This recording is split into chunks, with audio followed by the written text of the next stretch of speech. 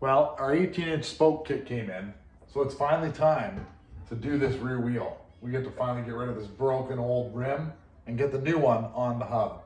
So first things first, we're gonna pull the sprocket, we're gonna pull the disc, and then we're gonna worry about cutting the spokes out.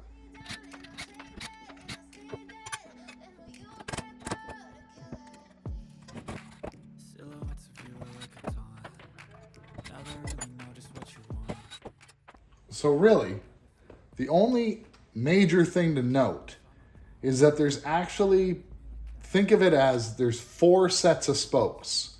There's an outer spoke and an inner spoke on the disc side, and then there's an outer spoke and an inner spoke on the sprocket side. So basically the outer, and hopefully you can see here, the outer, which is the one closest to the outside of the rim, goes on above the inner. The inner runs underneath, so this one obviously it's low. It's known as the inner. And this one is above the inner, closer to the outside, so it's known as the outer. And these are going to be different lengths usually on a rear. On a front, they're going to usually be the same size. You need to check your owner's manual or your book, from your manufacturer book, to tell you what's going on here. But one is long and one is short. Now when it comes to removing the spokes, ideally you'd be able to remove them. Now with Project 93 fashion, everything's a piece of junk. So we're gonna use these cheap bolt cutters and just cut through them and then pull them out.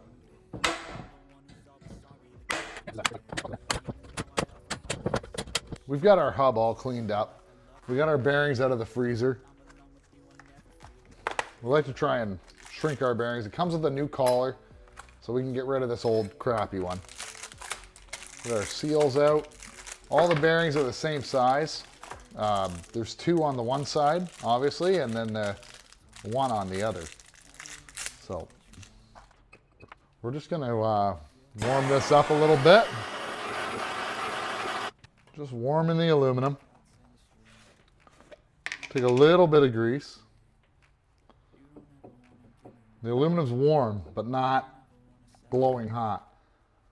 Take our bearing, place it on there. We have our bearing driver. We're going to drive our bearing down into where it needs to be seated.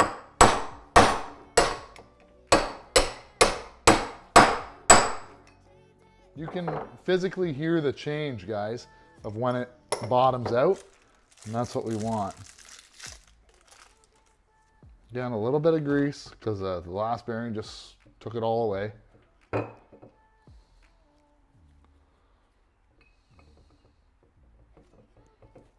You can see the bearing's crooked, but we're going to tap it, get it to straighten up.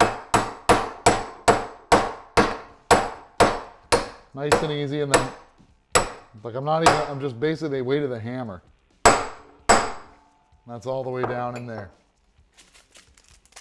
Take our seal for this side, and we'll pack the seal full of grease. Just like that. And we'll press our seal in. Our seal's not fully pressed in, so we're going to tap it. Gentle. You don't want to hammer on your seal because you could damage it. Go to the other side. Again, a little bit of grease.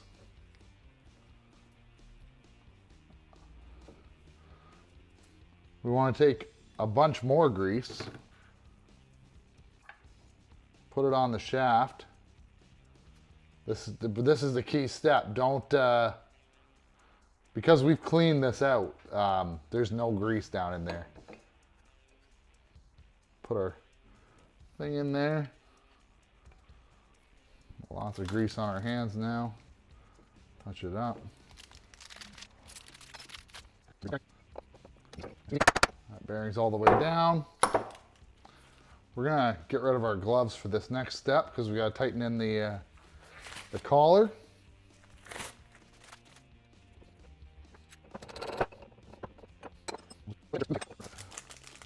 Last seal, same thing, we need to put grease in it.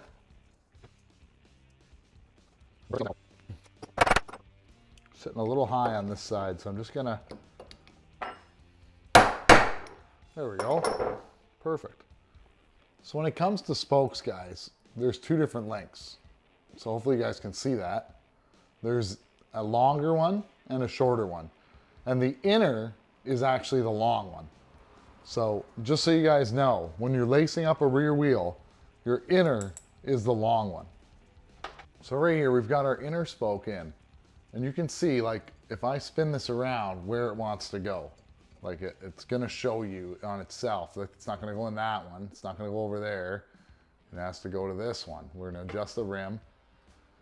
So, and this hole is on an angle to accept it. So the next step, guys, is gonna be anti-seize. And I hate anti-seize. I love it and I hate it. It's one of those things. You just need a little dab on the threads because it gets everywhere. It's inevitable. That's why I wear the gloves. Oh God, that's a lot. Then we're gonna take our rim and kind of thread on one of our nuts. Just a couple threads.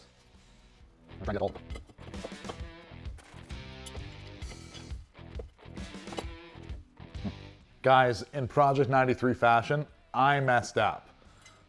This rim, it's got too many holes. It needs more spokes. The hub that it must have came off of wasn't the same hub, wasn't a 32 spoke hub. So if you guys are doing rims, make sure you count the spokes in your hub so that it'll fit the rim. Anyway, we had to get a new rim. So we just bought a new Tusk rim. It came in. We're gonna spoke it up and continue on.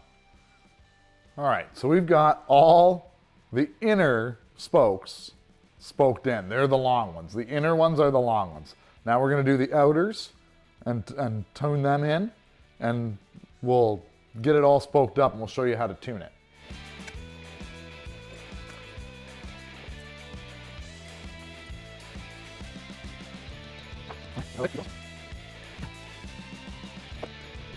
So now that we've got all the spokes in, we've went around and just, because we only hand tighten them, and we're just checking, and we're checking the threads. We want like a couple threads hanging out of each one, and you can feel them, like this one's pretty loose, right? I missed it, so I'm jumping around trying to do it more equal. There's a couple threads, so that's a lot better. This one's, just need a little snug.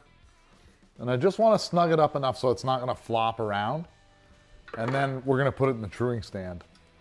We've got our tire all mounted up here in the truing stand. And now I'm going to zoom in so you guys can see, but it looks not bad when you spin it, but if you actually see on the indicator, you can see how bad it's out. You can see how bad it actually is. Probably a 1/4 inch of play. So when we find our closest spot, which is probably there, we know the other side is out, so we have to crank the spokes on this side to get it to pull that way.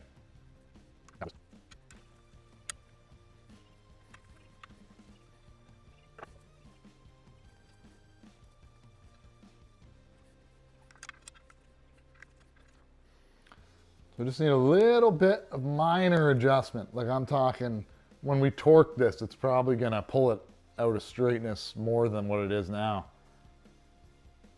We have a little bit of up and down movement, you can see, and a little bit. But you also have to remember, there's a weld across here, because when they make this, they make it in one piece, and then they weld it like across. So that weld spot will dip out. So we've jumped across all over, torquing this up to 30 inch-pounds, and they're all snugged right up. We're just checking them again. This time in just a simple, no pattern, just checking, and they're all perfect. We're gonna check our run out again, just to double check it, and then we're gonna get the tire mounted on this thing. That's not that bad. It's got a little bit of up and down play, but I'm not overly worried about it on the dirt bike. If it was a street bike, maybe I'd be more worried. But 2 millimeters is our tolerance. That's like 3 millimeters is an 1/8 inch. So roughly. And that's roughly what we're at. We're at about, I don't know, an 1/8, 332 maybe. So we've got our brand new Super Sprocket. I like them. I like the look, and they wear really good. I've used them in the past. You know, there's something to be said about using a Renthal one, but they wear out quick because they're pure aluminum. This is a steel sprocket. So we're going to put our bolts in. We got brand new bolts. We get them all dropped in. And all brand new hardware for it. Just double checking them all, making sure they're at spec.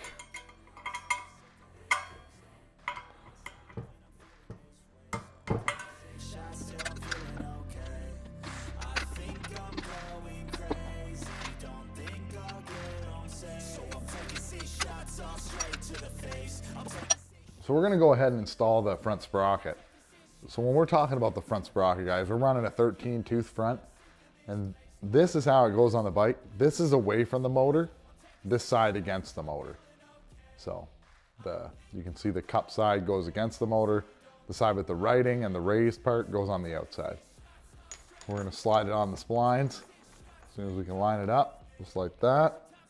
Then there's a washer, great big washer. Now this washer isn't flat. This washer is actually domed. So it's domed like this, so that the concave side goes against the bike. So when you crush it, it puts pressure against the bolt. The bolt's torqued as well, but it puts pressure against it so it doesn't have a chance to come out.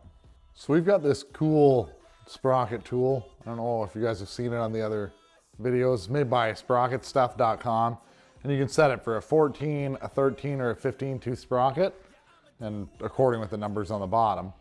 And then you can slide it over top of your swing arm and mount it into your sprocket. There's this, just gotta drop in just right. And it'll hold your sprocket in place while you torque it down. Ours is caught on the, there we go, just like that. And then you can turn your sprocket and it forces the sprocket against the stops and uses the swing arm to hold it. So you can hit your proper torque setting with your torque wrench. We're gonna go ahead and install the rear tire. We've got our spacers in. We're just gonna put a little grease on the axle. It's getting late here. I've just been messing around today. Had a bunch of stuff to do.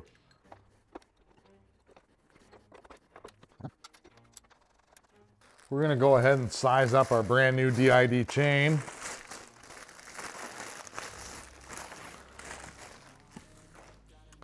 I personally just buy the DID non-O-ring chains for my motocross bikes. They hold up really good. They're affordable, and I'd rather have a non-O-ring chain than an O-ring chain for the pure fact of they're more affordable, so you can change it more often if you need to. I'm just gonna mark with the Sharpie which ones I want to cut off so I can put my master link in. Simply slide our master in, put our clip on, and we'll just simply slide our clip on with our special pliers. They do work pretty good. These, if I can get a hold of this stupid thing. Just like that. Well guys, Project 93 finally has its rear tire. A few hiccups along the way, and they're mostly on me. I didn't check the stock rim good enough to notice the crack until later on. And with this bike, I should have assumed it was more than a dent. The second problem was I thought I found a good 18-inch rim. And then I didn't count the number of spokes. The first rule of thumb is make sure the part you're getting fits the bike you're gonna put it on. And I didn't do that. That's on me. I went to go lace it up and I was like, what is going on here? Oh no, I screwed up. But we got a new rim. We got it all mounted. We got it trued up. And what I'm curious about is if you guys are truing rims, how do you do it? Do you have a different technique, or do you do it the same way I do? That's the way I know how to do it. But if you guys do something different, maybe it works out easier. Let's talk about that. Anyway, thanks a lot for watching, guys, and we'll see you in the next one.